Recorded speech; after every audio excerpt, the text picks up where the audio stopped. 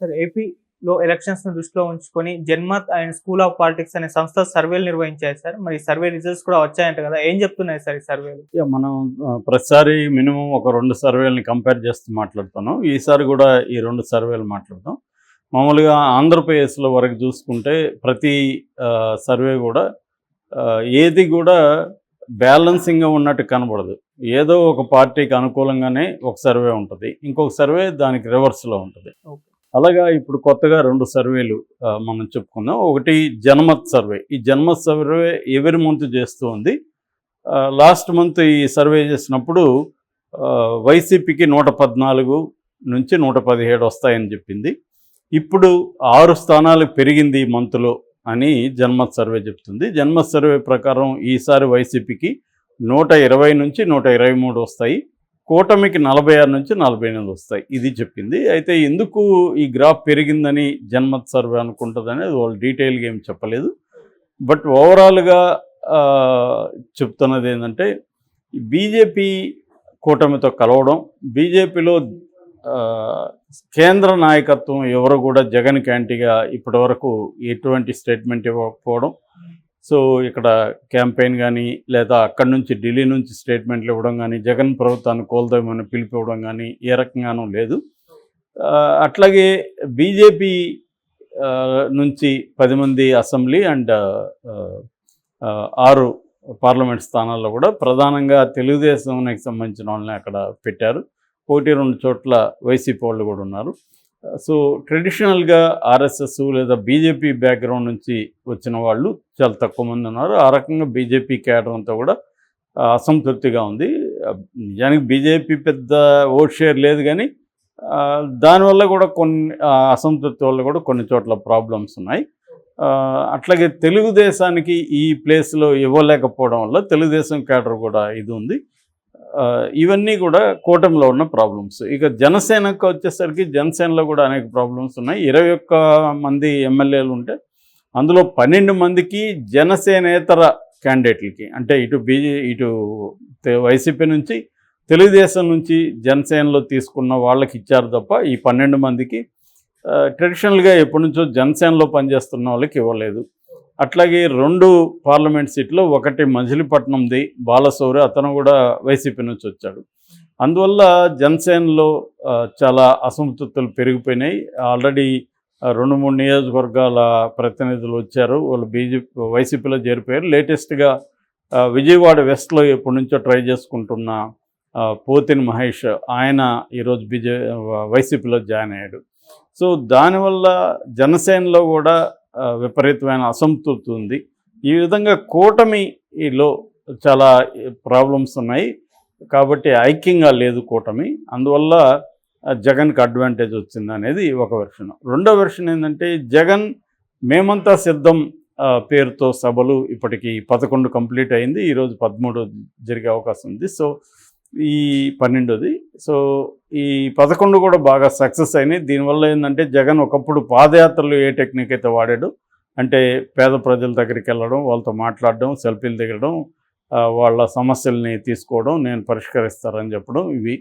So ఇవన్నీ ఇంకొకటి ఏంటంటే ఈ జనంలోకి వెళ్ళి వాళ్ళ అభిప్రాయాలు అవన్నీ తెలుసుకోవడం ద్వారా దాన్ని మేనిఫెస్టోలో పెట్టాలనేది కూడా జగన్ ప్లాన్లో ఉన్నాడని చెప్తున్నారు. అందుకని రుణమాఫీ డిమాండ్ ఒకటి బాగా బలంగా వస్తుంది. ఆ రుణమాఫీని మేజర్గా పెట్టాలనేది ఒక ప్లాన్. రెండవది మహిళలకు లోన్లు అవి ఇవ్వడం కాకుండా ఆర్థికంగా వాళ్ళకి స్థిరంగా నిలబడే విధంగా చేయమని చాలామంది మహిళలు అడుగుతున్నారని చెప్తున్నారు.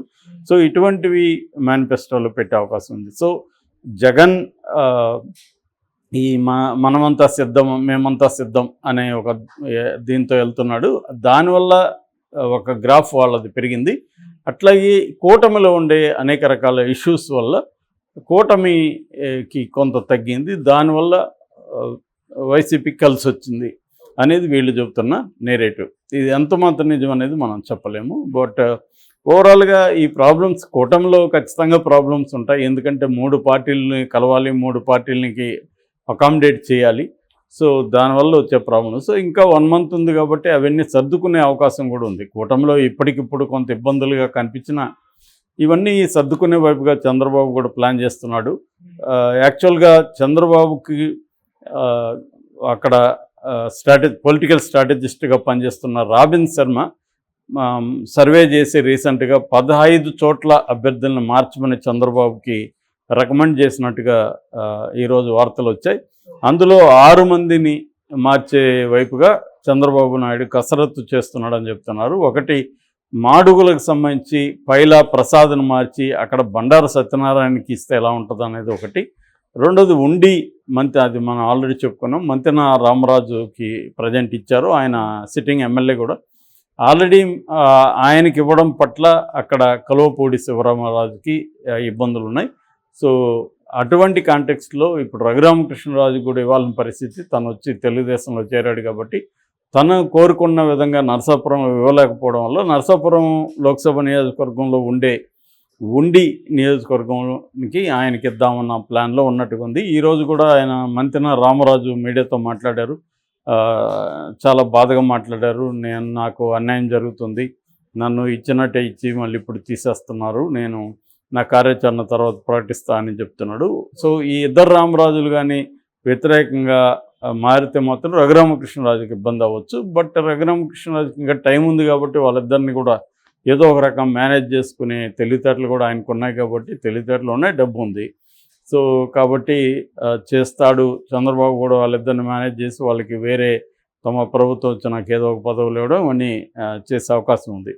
ఏదేమైనా కూటమిలో వీళ్ళు చెప్తున్న ప్రాబ్లమ్స్ సాల్వ్ చేసుకోవడానికి టైం అయితే ఇంకా 1 మంత్ ఉంది కాబట్టి మనం ఈ సర్వేని ఈ కారణాల వల్ల జగన్ గ్రాఫ్ పెరిగిందంటే కొంత నమ్మడం కష్టంగానే ఉంది. ఇక రెండవది స్కూల్ ఆఫ్ పాలిటిక్స్ చేసిన సర్వే, ఇది కంప్లీట్గా రివర్స్ చేసింది. ఇదేమో నేషనల్ లెవెల్లో లోక్సభ నియోజకవర్గాలకు సంబంధించి చేసింది. వీళ్ళు క్లియర్గా చెప్పారు ఇది may reflect or may not reflect the assembly elections. దీని రిజల్ట్ అసెంబ్లీకి ట్రాన్స్లేట్ అవ్వచ్చు అవ్వకపోవచ్చు అని వాళ్ళు చెప్పారు. ఎందుకంటే లోక్సభ ఎన్నికల అజెండా వేరే ఉంటుంది, స్థానిక అసెంబ్లీ ఎన్నికల అజెండా వేరే ఉంటుంది అనేది వీళ్ళ అభిప్రాయం. కానీ మనకి అది చాలా చోట్ల కరెక్టే. ఇటు తెలంగాణలో కరెక్టు, కర్ణాటకలో కరెక్టు, ఇట్లా చాలా చోట్ల కరెక్టే. కానీ ఆంధ్రప్రదేశ్లో పెద్ద తేడా లేదు. 2019లో చూసుకున్నప్పుడు లోక్సభ ఎన్నికలకి ఇటు అసెంబ్లీ ఎన్నికలకి మధ్య పెద్ద గ్యాప్ లేదు. కానీ చాలా రాష్ట్రాల్లో అది ఉంటుంది. ఎందుకంటే మోడీ వర్సెస్ వేరే చూడడం అనేది అక్కడ ఉంటుంది. మోడీ ఫ్యాక్టర్ అనేది బాగా పనిచేస్తుంది. కానీ రాయలసీమలో అటువంటి ఫ్యాక్టర్ ఏమి కనిపించట్లేదు.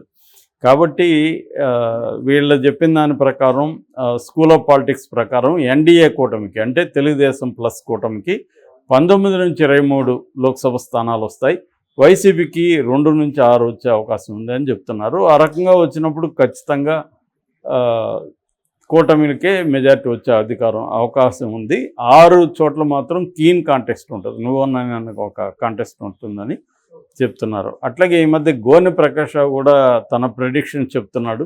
ఆయన కూడా తెలుగుదేశం కూటమి అధికారంలోకి వస్తుంది, 120 నుంచి 144 వస్తాయి, వైసీపీ కేవలం 19 నుంచి 21 అని చెప్తున్నారు. ఏదేమైనా ఒక అబ్సల్యూట్ మెజారిటీ వస్తుందని చెప్పడం నమ్మడం కష్టంగా ఉంది. ఎందుకంటే మనకి ఇప్పటివరకు మన సోర్సెస్ నుంచి, మన జర్నలిస్టిక్ సోర్సెస్ నుంచి చూస్తున్నప్పుడు ఎవరిది ఎడ్జ్ ఉంది అనేది ఇప్పుడే చెప్పలేకపోతున్నాం. ఇంకొంత టైము పడితే కానీ చెప్పలేము.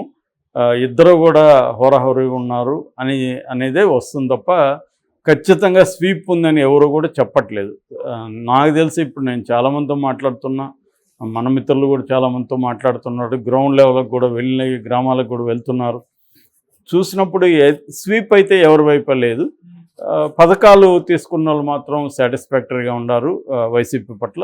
At the same time urban middle class కావచ్చు, మిగతా వాళ్ళు వైసీపీ పట్ల వ్యతిరేకతతో ఉన్నారు.